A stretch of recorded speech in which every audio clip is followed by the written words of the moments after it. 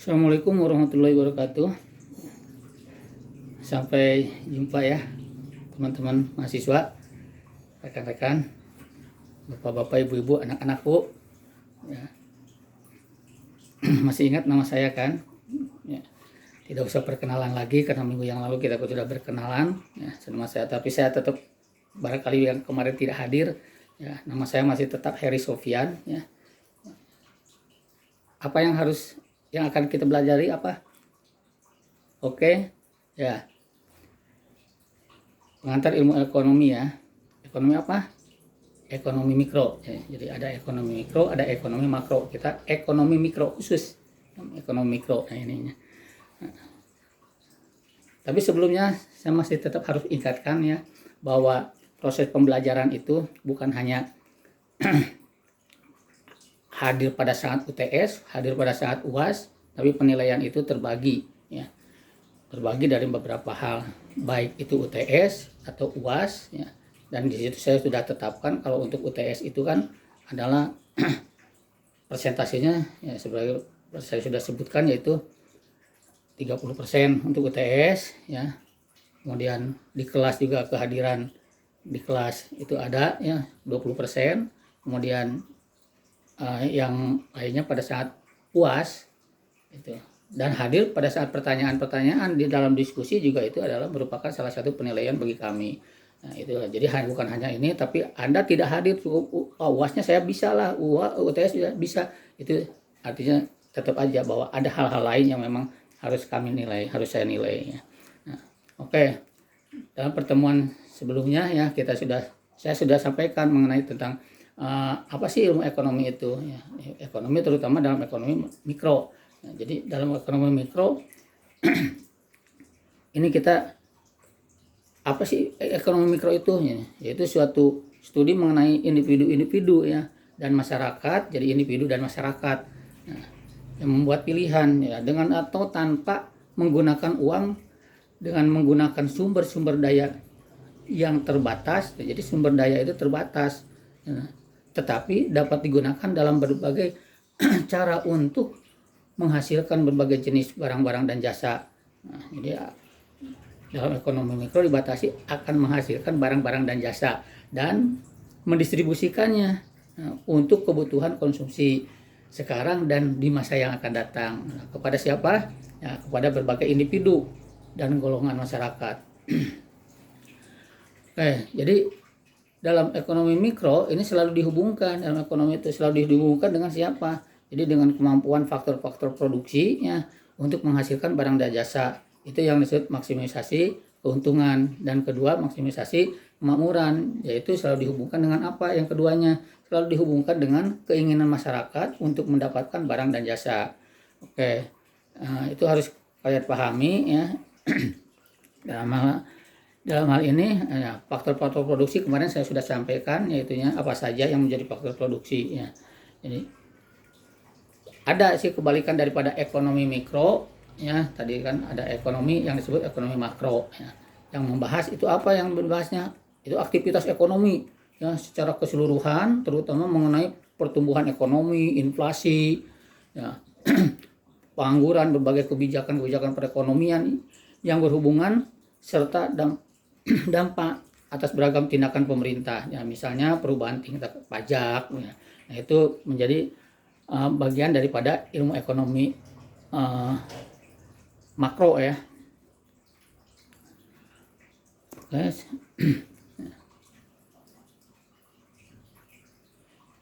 Nih, sayang kami tidak bisa tampilkan ini dalam video ini, saya tidak bisa tampilkan ya ininya pada berbagai hal ya ininya, peralatan dan perlengkapannya. Tetapi di sini ada jenis-jenis barang ya. Jenis-jenis barang itu apa saja sih jenis-jenis barangnya? Ya, ada yang disebut barang ekonomi atau barang cuma-cuma. Barang ekonomi itu apa saja nih? Barang ekonomi itu barang konsumsi, barang modal, atau barang akhir, atau barang setengah jadi ya. Jadi barang dalam prosesnya ininya. Kemudian ada yang disebut barang cuma-cuma, yaitu ya. Nah, barang cuma-cuma itu apa saja? Misalnya ya, udara ya, oksigen cuma-cuma, sebenarnya cuma-cuma, udara cuma-cuma juga ya. Terus air hujan cuma-cuma, ya itu air hujan juga cuma-cuma, sinar matahari sama itu ya. Itu jenis barang ya, barang-barang yang memang didapatkan dengan cuma-cuma. Tetapi yang seperti yang barang ekonomi itu seperti apa? Seperti beras ya, makanan, barang produksi industri dan lain-lain sebagainya. Oke. Berdasarkan kepentingan barang, ada yang disebut barang inferior ya. Seperti apa? Barang inferior, barang yang utama ya, kayak ikan asin, ubi kayu, itu barang-barang inferior. Ya, kemudian barang esensial ya, beras, gula, itu yang esensial bagi kita semua ya, untuk kehidupan. Kemudian yang barang normal itu, barang normal ya kayak pakaian ini yang kita pakai ya, untuk buku-buku yang untuk. Kemudian barang mewah. Nah, barang mewah itu pasti kalian sudah tahu. Apa sih barang mewah? Ya mobil, emas, itu termasuk barang mewah. Jadi berdasarkan cara penggunaan barang, nah itu barang, ada yang disebut barang pribadi yang pertama ya, makanan, pakaian, mobil. Tetapi yang kedua barang publik. Ya, barang publik itu ya yang jalan raya ya, gitu ya, yang menjadi fasilitas umum ya, itu. Lampu lain-lain, lampu jalan raya juga sama. Nah, itu yang dimaksud dengan jenis-jenis barang ya. Nah, ini kemarin kan saya sampaikan juga nih ya. Apa sih faktor-faktor itu, saya ulang lagi nih untuk mengingatkan kembali, jangan sampai nanti lupa. Karena yang olah-olah kita itu dalam mikroekonomi akan faktor-faktor produksi. Nah, faktor produksi itu apa saja? Faktor produksi diantaranya benda-benda yang disediakan oleh alam atau diciptakan oleh manusia yang dapat digunakan untuk memproduksi barang dan jasa. Nah, contohnya apa saja nih? Satu ya, tanah dan sumber alam. Yang kedua, tenaga kerja ya, baik tenaga kerja kasar, tenaga kerja terampil, tenaga kerja terdidik ya, yang terdidik yang menjadi tenaga kerja ahli ya kan ini. Yang ketiga modal, banyak lah modal itu ya. Kemudian uang juga termasuk modal ya, modal dalam hal ini uang. Dan ada yang lainnya mungkin. Terus yang keempat adalah keahlian keusahawanan ya, keusahawanan itu menjadi satu faktor-faktor produksi yang mana itu akan diolah untuk mendapatkan satu jenis barang. Oke, sampai di sini masih ada yang mau ditanyakan? Kalau tidak ada, saya akan lanjut. Oke, baik, kita lanjut ya.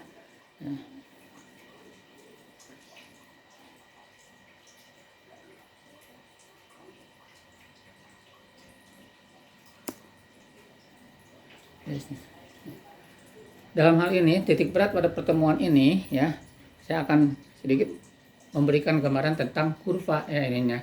Jadi sebagai alat-alat analisis dalam ilmu ekonomi ya, ini ada yang disebut grafik, ada yang disebut kurva ya. Yang pertama grafik, yang kedua kurva. Jadi kegunaan kurva itu mempermudah dan memperjelas ya. Jadi kita dengan membaca kurva itu akan senantiasa bisa membayangkan dengan jelas ya, ininya. Ya, sekali lagi kegunaan kurva itu mempermudah dan memperjelas isi teori ekonomi.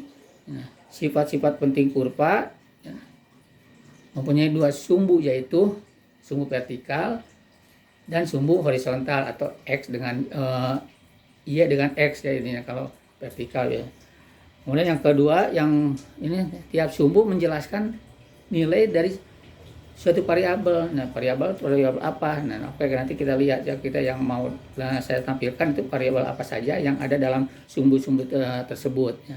Kemudian yang ketiga, jadi semakin ke atas atau ke kanan ya, menggambarkan bahwa nilai variabel semakin besar.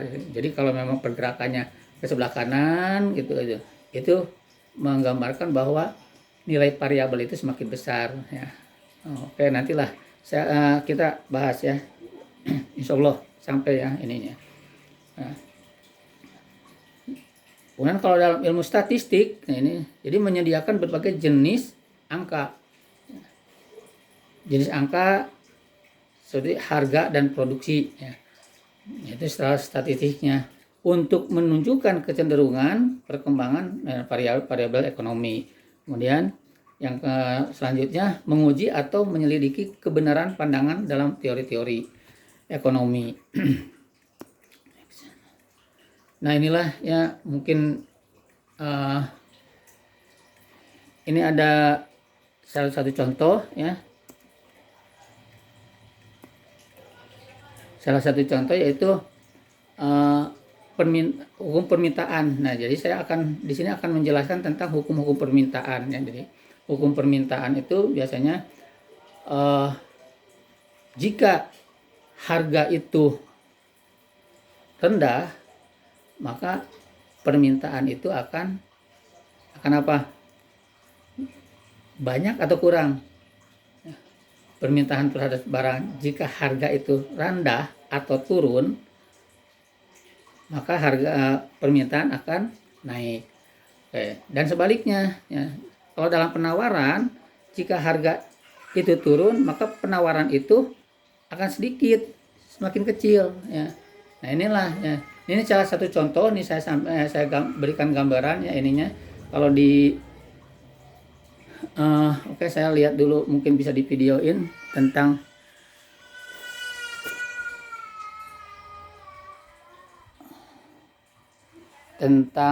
apa ya, ini grafik ya tentang permintaan terhadap baju ya, permintaan terhadap baju. Jadi pada saat keadaan A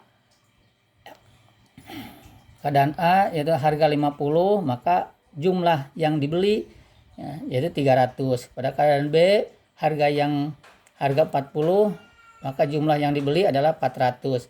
Pada keadaan C harga turun 30, maka yang dibeli 600. Keadaan D harga 20 menjadi 1050.